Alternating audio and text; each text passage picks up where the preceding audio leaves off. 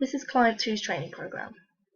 Now the same process would occur with the 3 questionnaires, however with this one that wasn't possible to carry out the questionnaires, therefore we were just given a piece of paper with information on it regarding their barriers. So their barriers are both family and work commitments, so they're a full-time worker and they also have a family. They have 2 kids, one aged 5 and one of 20 months, and they have to take the kids to nursery 3 times per week. And at the moment they do no exercise due to both work and family commitments, and they're also suffering a knee injury and are awaiting an operation on this. And after the operation they want to do some exercise, which is why this training program's being carried out. And they enjoy all exercise, but mainly continuous in the form of running, cycling and swimming. So moving on to their goals, so they want to work on both aerobic and muscular endurance. So based on the collected information about the client, I will carry out a 6-week training program comprising of 3 sessions per week. This will then progress to 4 sessions per week in the remaining 3 weeks, when the client is more able to run on their knee and can withstand a greater amount of pressure placed upon their knee joint. So week 1, on Monday the client is going to complete functional exercise. So to begin the day before going to work, the client will walk their children to school, which is about a 15-minute brisk walk from his house with a small incline. He's going to be working at about 40% of the maximum heart rate, which is about 70 beats per minute. No warm-up is needed for this type of exercise due to him not completing any strenuous exercise. This type of exercise is suitable for the client due to the fact it is low impact and is non-weight bearing. This is a good way for them to get an exercise and help with their recovery. Tuesday is going to be a rest day, however the client will complete some knee stretches to help aid recovery, strengthen and improve muscle tone. On Wednesday the client is going to attend a local swimming class after work. This will be an aerobics class. So swimming is an ideal sport for those who have an ongoing injury due to the cooling effect of the water and the reduced weight bearing from the water buoyancy. However, it still gets the body moving and targets all muscle groups, which is why swimming is a good low impact exercise to carry out, especially in recovery. Thursday is the client's second rest day of the week, where they will then carry out the same exercises as they carried out on Tuesday.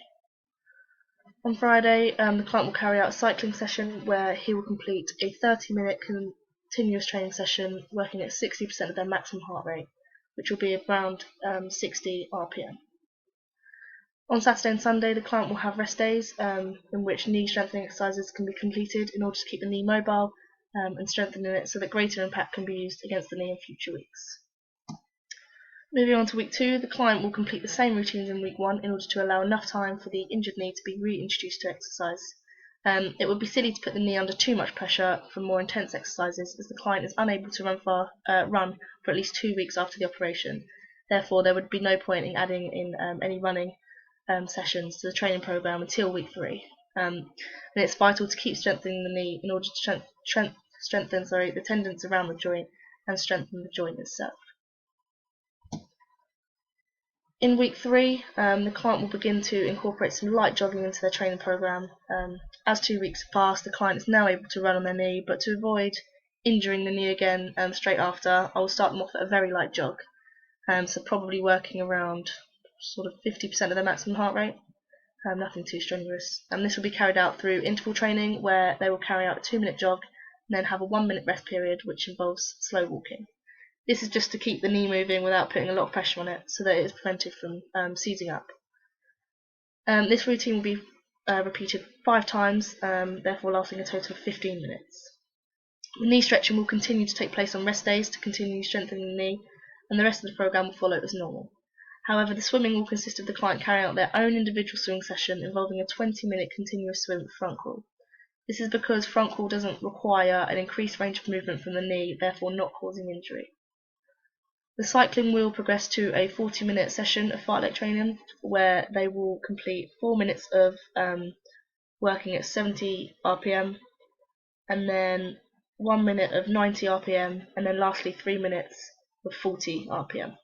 And this will be repeated 5 times, and just to add variance to the program and prevent the client from being tedious. The intensity and time increase also adds progression to the training program, so that the body is adapting in relation to cardiovascular and muscular system. In week 4, week 4 will consist of the same routines in week 3, however the client will complete some weight training on the Sunday to improve their muscular strength. This will consist of a variety of different leg exercises that will encounter a low weight of 10 kilograms with a high number of reps at 15. As one of the goals is to improve muscular endurance, carrying out a high number of reps is required to keep the muscles contracting over a long period of time. Doing this with a low weight will enable the client to carry this out. 3 sets of each exercise will be carried out with a minute rest in between each set. So moving on to week 5.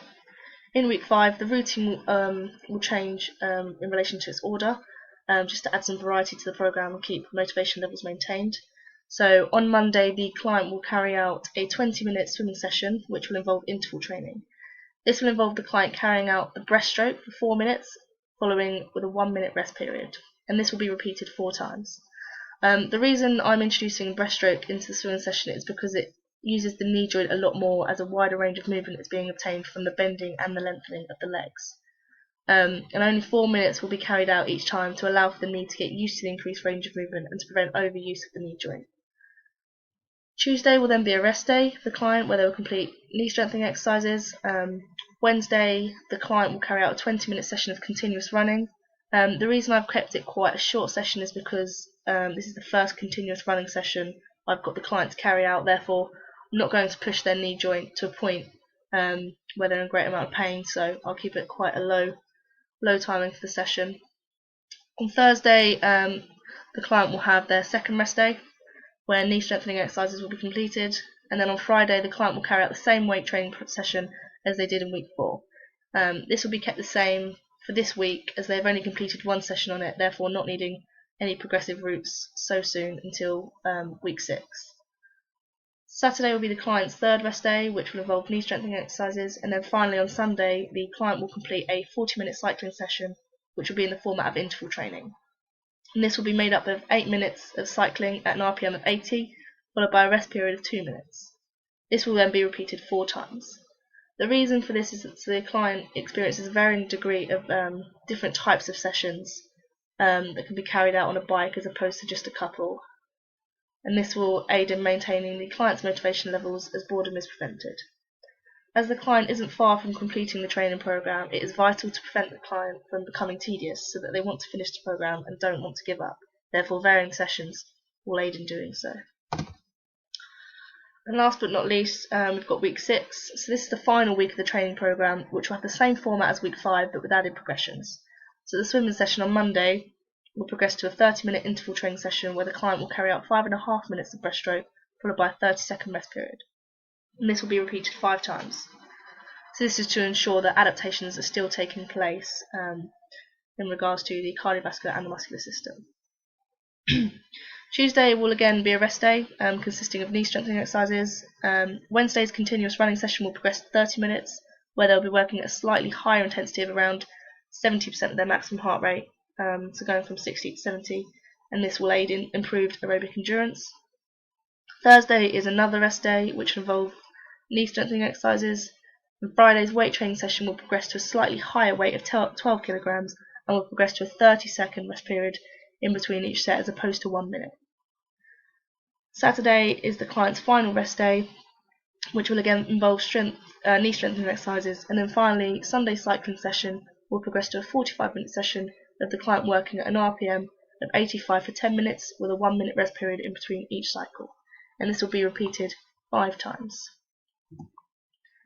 So, with regards to the review, once the 6-week training program has been completed, I intend to retest the client on both the Cooper run and the hand grip test, in order to see whether any adaptations have taken place in relation to both their aerobic endurance and muscular endurance.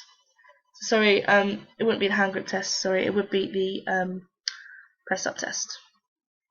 If improvements are highlighted throughout each test, then it is evident that the adaptations regarding to the cardiovascular and muscular system have taken place, showing that the training program was appropriate and well suited to the client.